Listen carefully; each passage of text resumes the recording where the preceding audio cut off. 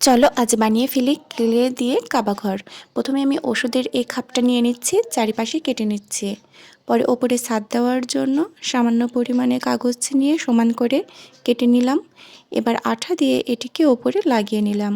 এবার কালো ক্লেটে সামান্য পরিমাণ গ্লিটার মিশিয়ে মিক্সড করে নিচ্ছি। এবার লম্বা শেপ করে ছোট ছোট পিচ করে নিচ্ছি। এবার সমানভাবে ওপরে ছাদটাকে নিয়ে সামান্য কাঁচি দিয়ে কেটে নিলাম সাইডের অংশটা। এভাবে বাড়তি অংশগুলো কেটে ফেলছি। এবার অরেঞ্জ কালারের সঙ্গে গ্লিটার মিশিয়ে লম্বা অংশটা করে নিচ্ছি, সামান্য চ্যাপ্টা করে এবার কাবা ঘরের চারি সাইডে লাগিয়ে নিচ্ছি।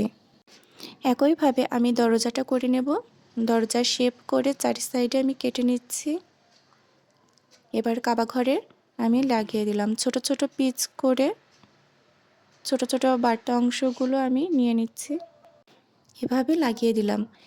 এবার গ্লিটার দিয়ে জাস্ট রংটা করে নেব। দেখো কত সুন্দর হয়েছে। আমার ভিডিওতে তারাই লাইক দিবে যারা পবিত্র হজ করতে চাও।